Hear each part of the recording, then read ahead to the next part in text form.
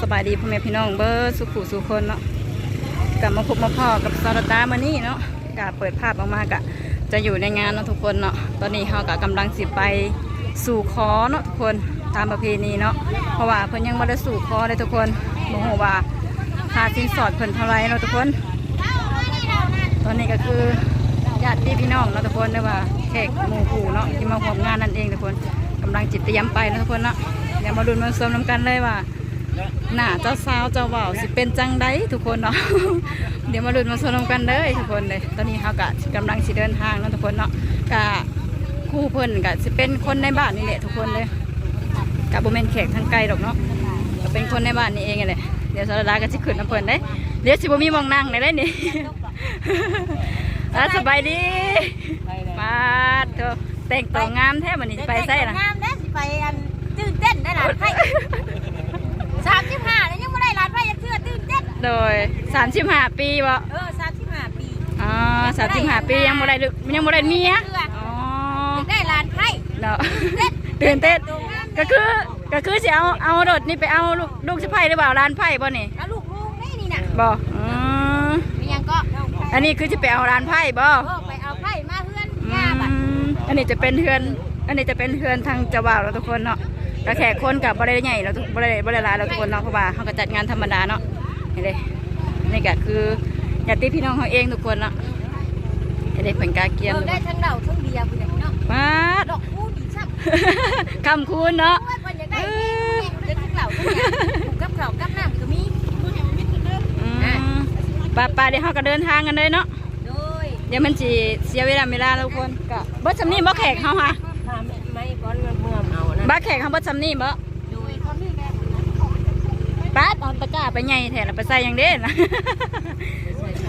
พอได้ตะกร้าใหญ่ไปใส่ไผ่บ่แล้วไปใส่อ๋อมีของดีของเขานี่เองนะ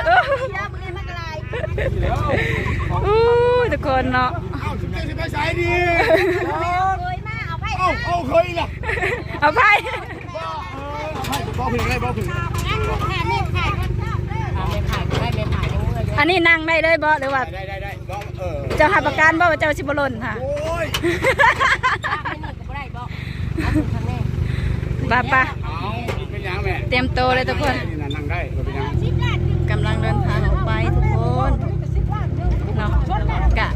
เพื่อนจะบอกเจ้าสาวกับไกด์เติบไปทุกคนอยู่ในบ้านคุณเนาะ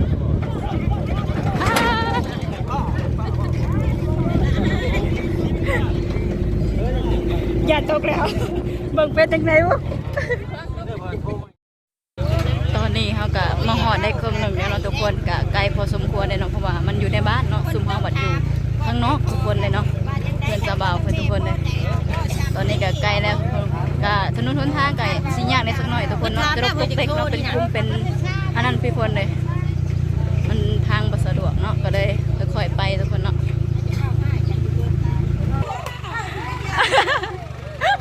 เอาอีนะแม่ล่ะ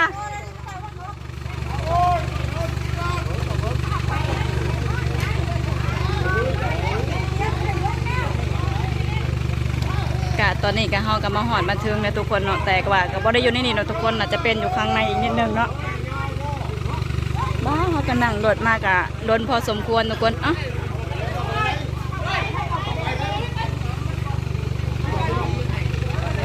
อันนี้จะเป็นเจ้าบ่าวเขาแล้วทุกคนเอามันเป็นว่า10เจ้าชุดเป็ดนี่จะเป็นเจ้าบ่าวของทุกคนเนาะก็อายุเพิ่นก็ร้ายแล้วนะเนาะยังไม่ได้ทราบยังไม่ได้ไปเด้อย่าเพิ่งหักทางเลยโอ้ยนักเล่นมาเนาะอ้าวเพิ่งจ้างเงินแต่กันบ่เฮ้ยดัดท่าก็ไปแล้วเขา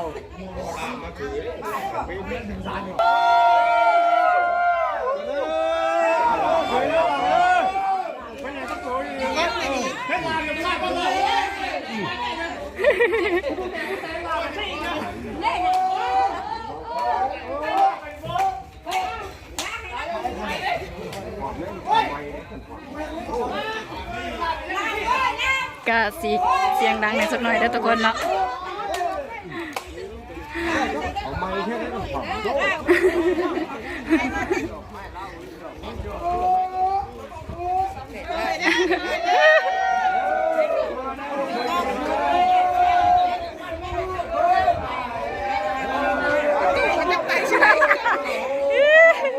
สียงดนตรีพี่เองบ่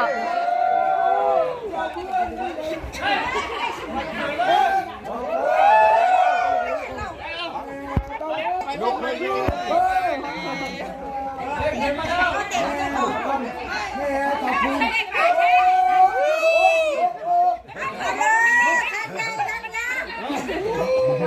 เป็น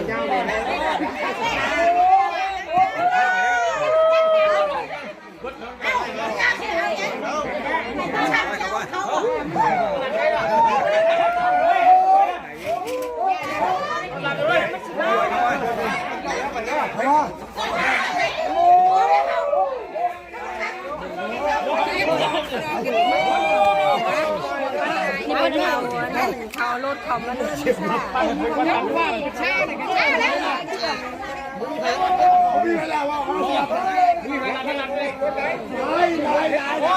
ใช้เคยกันป่ะตายไปลูกใช่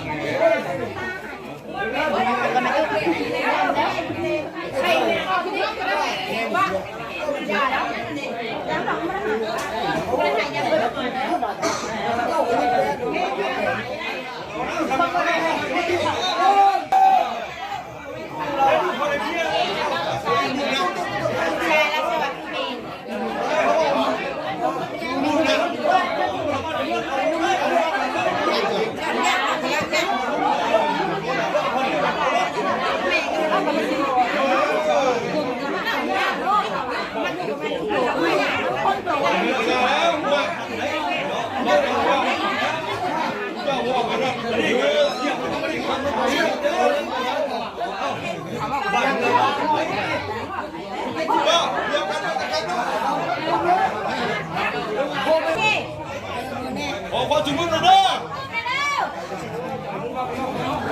ฟังนี่คนโง่นี่ตาเนี่ยเมา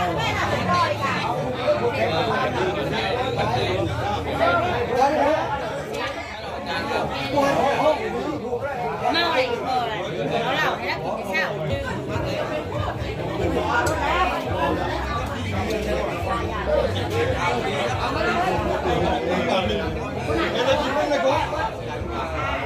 เอาหน้าก็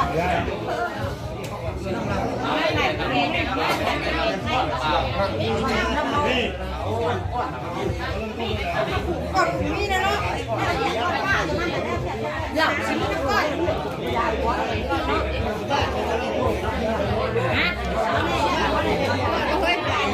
ป้าตาเวลาตอนนี้เอาหนีให้อ้าวให้ใส่เอาซะ10,000นี่ให้เปลี่ยนเอาไม่ให้10,000น่ะเอามีเงินมาเปลี่ยนนะเปลี่ยนไปเลยหมดแล้วยายนี่ว่าสิเปลี่ยนได้หรือเปล่ากำลังสิบหกข้อต้องแคนท่านจะมาเราจะสอนทุกคนเนาะ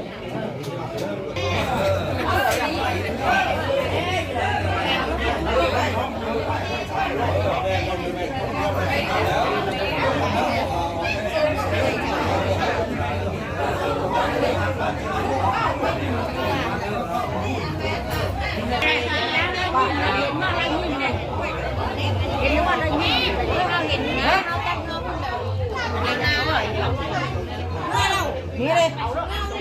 เนื้อไทยไปหาเขาว่ะดิ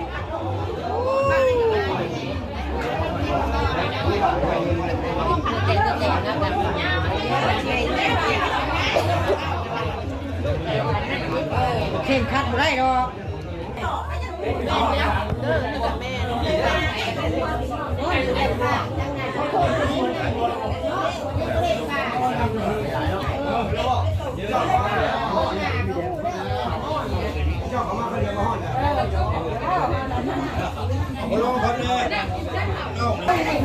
โอเคทุกคนก็จะประมาณนี้เนาะอันที่อยู่ในเรือนทุกคนเลยในสระดาสิพอตัวข้างนอกเพราะว่ามันห่อนได้ทุกคนเนาะเพราะว่ามันอบอ้าวเลยเพิ่นบ่ได้เปิดประตูหน้าต่างทุกคนเนาะแล้วเราก็พัดลมกับบ่มีอีกอย่างทุกคนเลยแขกคนในมาในผมงานกับพากระแตกคนตะควรห่อนทุกคนเลยผัดแบบอยู่ทุกคนเเนาะกะโอเคทุกคนกะจะประมาณนี้เนาะเราก็ออกมาจากในบ่อนงานแล้วนะทุกคนเนาะตอนนี้เราก็คือสิเดินทางกลับเฮือนเนาะทุกคนเลยว่าเมื่อเฮือนของเจ้าบ่าวนั่นเองเนาะเพราะว่าส่วนไพ่นี่เพิ่นกะสิแห่เมื่อตามรังเนาะทุกคนเนาะน่าสิมีคลิปอีกต่อหนึ่งทุกคนเลยเนาะแต่ว่าคลิปนี้เนาะก็คือสิประมาณนี้พี่น้องเลยเนาะสำหรับคลิปนี้กับทางเราก็จบเป็นที่เรียบร้อยทุกคนเลยก็จะประมาณนี้เนาะโดยสาวดาก็ขอจบคลิปเด้อพ่อแม่พี่น้องเนาะโดยก็ฝากพ่อแม่พี่น้องกดไลค์กดแชร์เพื่อเป็นกำลังใจให้ทางสาวดานี่เด้อเนาะโดยสบายดี